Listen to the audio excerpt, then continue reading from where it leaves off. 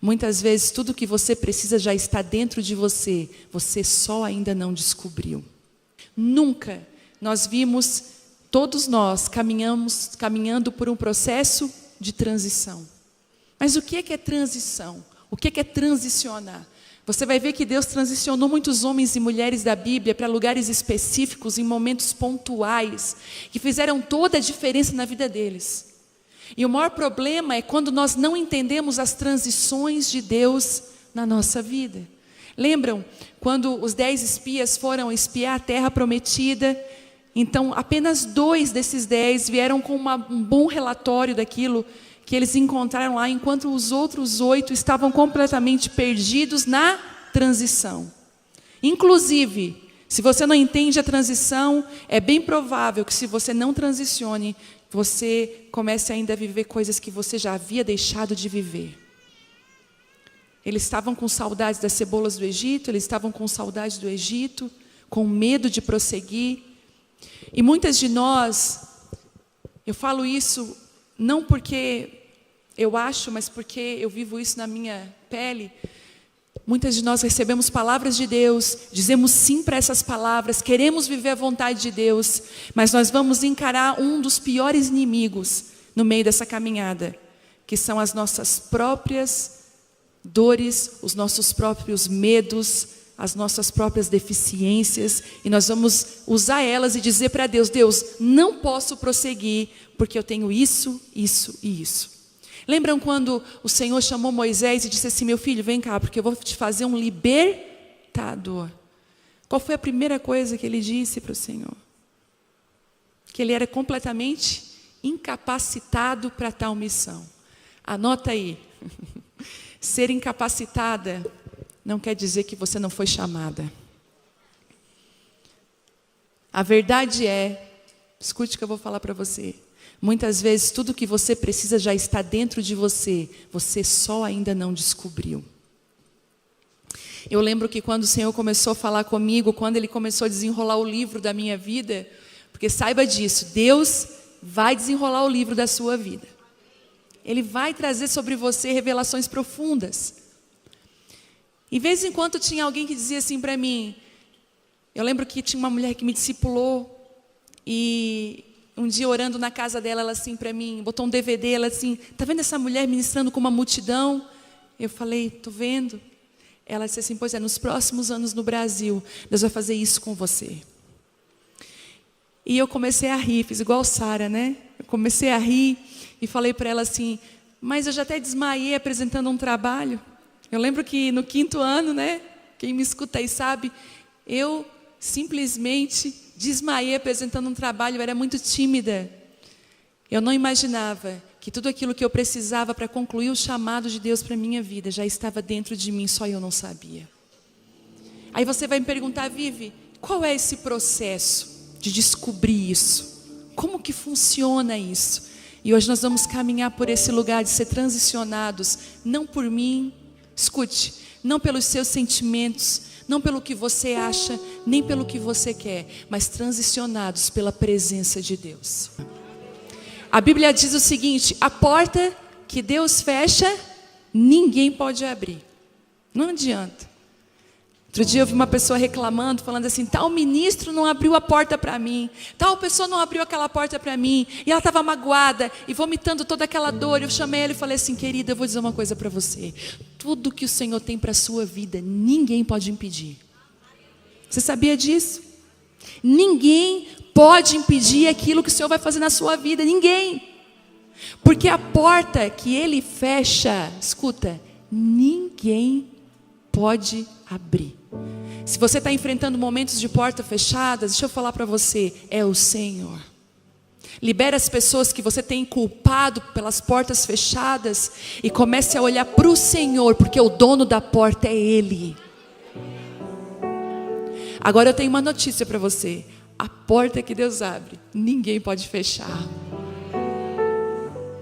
E você pôde perceber que o glória a Deus foi muito maior na porta aberta, porque nós somos assim, nós temos a tendência de celebrar as portas abertas, E muitas vezes olhar para as portas fechadas como uma maldição, uma rejeição, um não. Mas escute, as portas fechadas de Deus são protetivas, são pedagógicas, são processuais para nos ensinar a passar pelas portas abertas na hora certa. E o seu coração diante de uma porta fechada, muitas vezes, vai definir as próximas portas abertas da sua vida. Deus nos coloca em testes o tempo todo, vai testando o nosso coração. Maria, bendita é você entre as mulheres, e o fruto do teu ventre. Descerá sobre ti o Espírito Santo, o poder do Altíssimo vai te envolver. O anjo estava dizendo assim, ó, aquilo que eu quero fazer na sua vida não é mão de homem. Ninguém pode impedir e ninguém pode promover. Escute, aquilo que ninguém impede também ninguém promove. A obra que eu vou fazer, o anjo disse, o Senhor vai fazer, ela é do Espírito Santo, é obra divina. Mas na hora que ele entrega a palavra, ele diz o seguinte: a sua prima Isabel, a sua parenta, está grávida no 6º mês de gestação. Ele faz uma conexão. Ele conecta uma mulher que recém recebe uma palavra com uma mulher adiantada no processo. E Maria se encaminha para a casa de Isabel para aprender a cuidar e a gerar do sonho que Deus tinha colocado dentro do ventre dela. E é incrível que toda Isabel na vida de uma Maria é uma mulher improvável também. Deus ama conectar mulheres improváveis em estações completamente diferentes, porque Isabel está numa estação e Maria está em outra. Isabel engravida já idosa, adiantada na idade. Maria é uma menina. Isabel vai gerar então o último sacerdote da antiga aliança, da aliança. Maria vai gerar Jesus, a nova aliança. Você vai ver que, olha o que Deus fez, para gerar o último sacerdote, né? Da antiga aliança, Deus contou com a habilidade. Deus precisava de uma mulher madura, habilidosa. Mas para a nova aliança, ele precisava não de habilidade, mas de pureza. E é isso que Deus está fazendo. Você se olha e diz assim, mas eu não vejo nada em mim como Moisés. Deus está falando, eu não estou vendo a tua habilidade, eu quero olhar para a tua pureza. Eu quero saber se você vai me amar ou vai amar mais o ministério e as plataformas. Se você vai me amar ou você vai amar mais o que eu tenho para te oferecer. Sabe qual é a pior coisa que pode acontecer conosco? É caminhar sem saber para que fomos chamados. Qual o nosso propósito?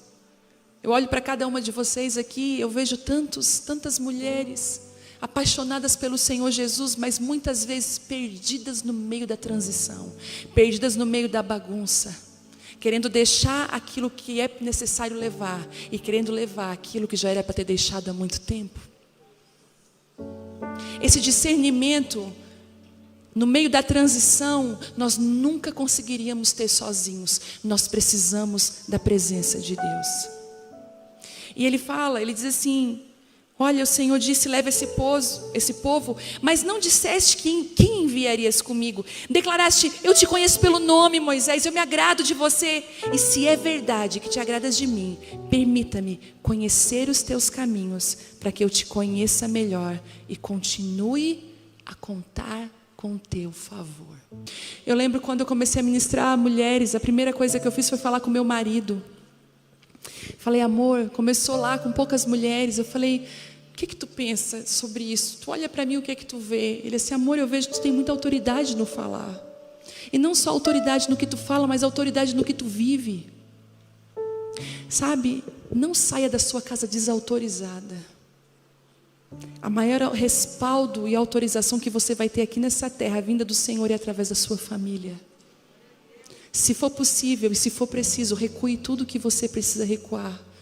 Eu ainda falei essa tarde, muitas mulheres me procuram querendo ser uma referência, querendo ministrar a outras mulheres. Eu digo, olha, se os seus filhos estão desviados, se os seus filhos estão abandonados, não são alimentados, a sua casa está bagunçada, não tente pôr em ordem a casa de outras pessoas. Primeiro a sua casa, primeiro a sua vida. Pastora, mas se eu for pôr em ordem a minha casa, eu vou ter que parar. Então pare com as outras coisas e põe em ordem a sua vida, a sua casa. Eu lembro um dia, Deus falou assim comigo: eu quero te usar para restaurar princípios perdidos e valores perdidos. E eu falei, amém, no momento de oração. Aquele dia eu fiz a comida favorita do meu marido. E eu comecei a fazer isso lá em casa. Eu não sei se na sua casa é assim, mas lá em casa eu tive que entender que a minha filha gosta de uma coisa, a mais nova gosta de uma coisa e meu marido gosta de outra coisa. Então é o dia que eu cozinho para agradar um deles. Meu marido ama galinha com polenta e fortaia, é uma comida do sul. E as meninas não são muito assim afim, até a Bela gosta mais, a mais nova, mas a mais velha faz cara feia. Eu falo, mas eu vou honrar o pai de vocês. Então quando o Telmo está muito cansado, sobrecarregado, está numa semana difícil, vai rolar polenta com galinha lá em casa. E aí eu estava muito feliz, porque eu estava fazendo o jantar para eles estavam na cozinha rindo comigo, brincando e tudo mais, e eu ali naquela coisa. Ficou tudo pronto, era inverno, e se a gente põe na mesa, lá no sul, esfria muito rápido. Então eu deixo meio ali no fogão, vou servindo eles para a comidinha ficar mais quentinha, coisa de mãe. Só que quando eu estava servindo as minhas pequenas, ia me servir, e meu marido ia se servir, Deus falou assim, primeiro você vai fazer o prato do seu marido. Eu falei, tá amarrado. Eu falei, ele tem braço, tem perna, ele pode ir lá pôr. Eu fiz o jantar, não é justo? Ele está ali sentado, rindo, conversando, por que eu vou ainda fazer o prato dele? Deus falou assim comigo, eu quero que você levante um princípio dentro da tua casa, na frente das tuas filhas. Eu quero que você honre o seu marido. Ninguém é diminuída por honrar alguém. E se você olhar o que o Senhor pensa sobre serviço na Bíblia, você vai entender o que eu estou falando. Eu lembro que eu fiz o prato dele e eu fiz o prato, eu disse, amor, ó, ele levou um susto, né? Ele falou, amor, obrigada. Eu falei, ok. Fiz das meninas, sentei. E aí ele comeu tal, de repente, amor, tá maravilhoso isso aqui. Me deu o prato vazio, pode colocar mais? Eu falei, a gente não pode mesmo, né? A gente não pode dar confiança. E aí, fiz o prato novamente, sentei, quebrada. Porque se você ora assim, Deus me amadurece, te prepara que Ele vai te amadurecer. Te prepara que Ele vai te botar na pressão para te amadurecer. E quando eu sentei que eu fiz o prato dele assim, sorrindo assim, aquele sorriso amarelo, a minha filha mais velha falou assim, mãe, que lindo. Ai, mãe, que lindo. Também vou fazer isso. Eu entendi o que Deus queria fazer. E eu comecei a observar que muitas vezes aquilo que nós desprezamos dentro da nossa casa é o que vai curar famílias, resgatar princípios e valores. Você está aqui, mas o teu marido está lá quicando com os filhos dentro de casa. E você está no celular, meu Deus, não deixa ninguém morrer, Jesus. Não deixa ele esquecer no shopping, não deixa ele deixar o portão aberto. Tenho certeza que muitas mandaram mensagem, tu fechou o portão, fechasse a porta. Tu colocou a roupa no chiquinho, aquela que eu separei. Eu não sei se você já viu crianças no shopping assim, tudo assim meio assim, que o pai arruma, né, gente? A criança que o pai arruma, só a misericórdia de Deus. Mas deixa eu te falar uma coisa. Honre o homem que Deus te deu. Honre o homem que Deus te deu. Honre a família que Deus te deu. Ela não é perfeita, mas ela é sua. E sabe o que é que Deus te deu? Armas para você ser uma restauradora, uma edificadora de uma família que glorifica o nome de Deus. Se você puder fazer hoje um pedido, dizer assim, Senhor, a minha família não vai dar um passo sem a tua presença.